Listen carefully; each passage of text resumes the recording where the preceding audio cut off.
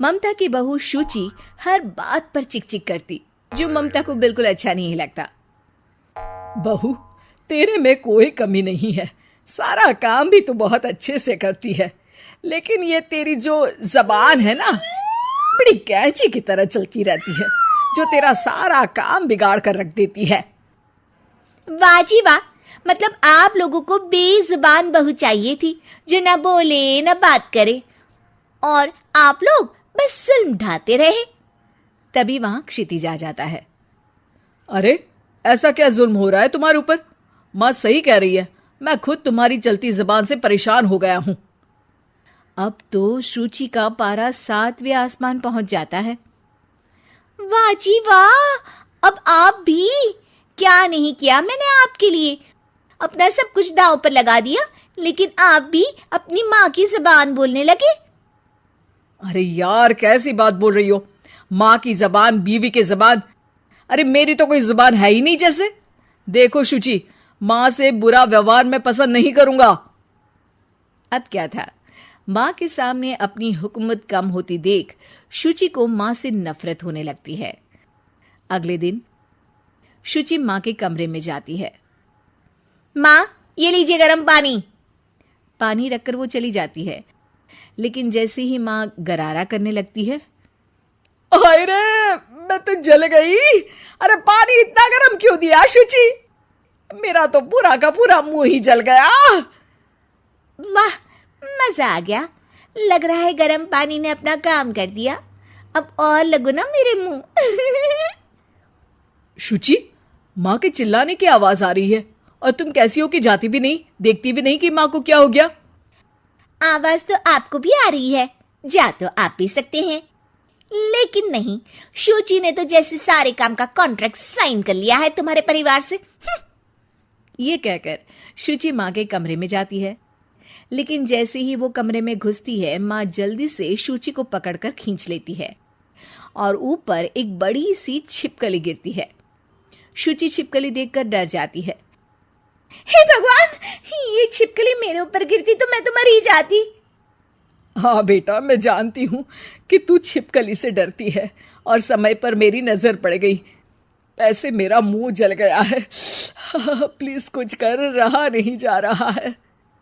शुचि को अपने किए पर पछतावा होता है और भागकर सास को बर्फ देती है।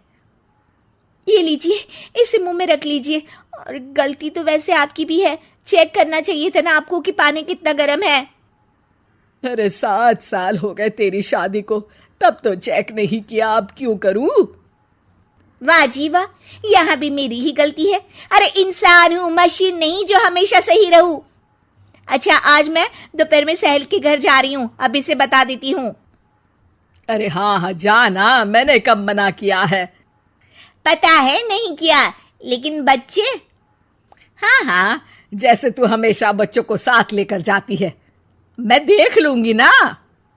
शुचि तैयार होकर सहेली के घर जाती है। अरे वाह शुचि, तेरी ड्रेस तो बहुत अच्छी है। तू ऐसे कपड़े पहन कर निकलती है तो तेरी सास कुछ नहीं कहती क्या? दूसरी सहेली बच्चा संभालते हुए कहती है। अरे शुचि, सही है, तू एंजॉय भी कर लेती है लाइफ को, और बच्चा सास देख लेती है। तेरे तो मजे हैं भाई, मजे। अरे मजे कैसे, जब वो बोलती है ना तो बड़ा ही कड़वा बोलती है। रहने दे। अच्छा चल, मैं जा रही हूँ, डिनर भी तो बनाना है ना। शुचि ये बोलकर वहां से चली जाती है। घर आकर देखती है कि माँ बच्चों के साथ खेल रही है। आ गई बेटा? आना ही था ना, खाना कौन बनाएगा? फिर रात होते ही सब चिल्लाने लगेंगे, खाना खाना, और फिर सबको मौका मिल जाएगा ना मुझे कहने का कि मैं सही हूं ही नहीं, खाना भी नहीं बनाती हूँ, और आप आप तो सबसे पहले बोलेंगी। अब सास को गुस्सा आ जाता है। एक तो सारा दिन तेरे बच्चों को देख रही थी, घर पर किसी ना किसी का आना जाना लगा रहता है, बच्चे घर गंदा करते हैं, उसे देखती हूँ। हद है, अब क्या खाने की जिम्मेदारी भी मैं ही ले लूं तो करेगी तू क्या? शुचि को ये सुनकर कुछ ज्यादा ही गुस्सा आ जाता है। बस माँ जी बस, अरे ये तो गुलामों वाली जिंदगी हो गई, कोई फ्रीडम रहा ही नहीं।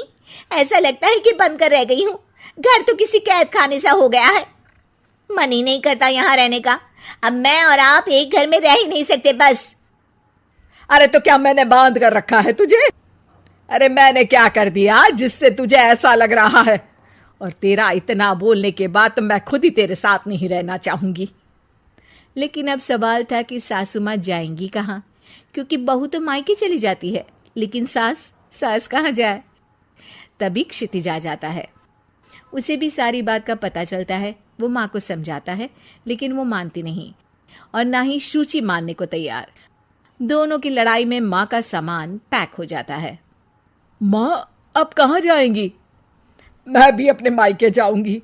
माना मेरे माता पिता नहीं रहे, लेकिन भाई भाभी से भी तो मायका होता है ना। और सास निकल जाती है मायके। बस फिर क्या था, शुचि सुबह सुबह गर्म पानी लेकर माँ के कमरे में जाती है, लेकिन वहां माँ नहीं होती। हाँ, चलो अच्छा है, अब ये रोज रोज के काम से तो बची। ये कहकर वो कमरे में जाती है जहां अक्सर माँ बैठी रहती थी। कमरा खाली खाली लग रहा है। तभी उसकी सहेली का फोन आ जाता है। अरे सुची, बहुत अच्छी सेल लगी है।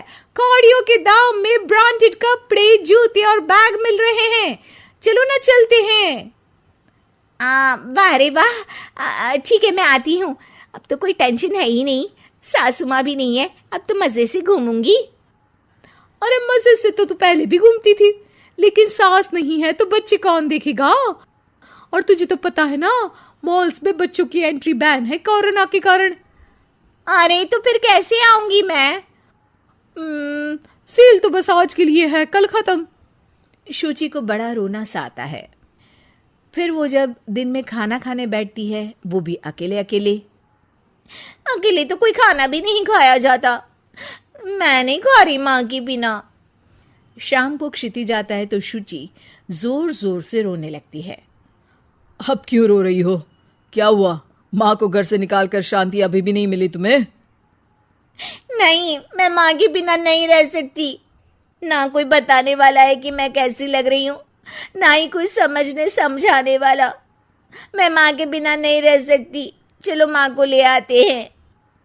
अरे वाह, ऐसा शायद पहली बार होगा कि बहू रूठी सास को मायके से लेने जा रही है। दोनों सास को लेकर घर आते हैं और अगले दिन से फिर वही शुरू।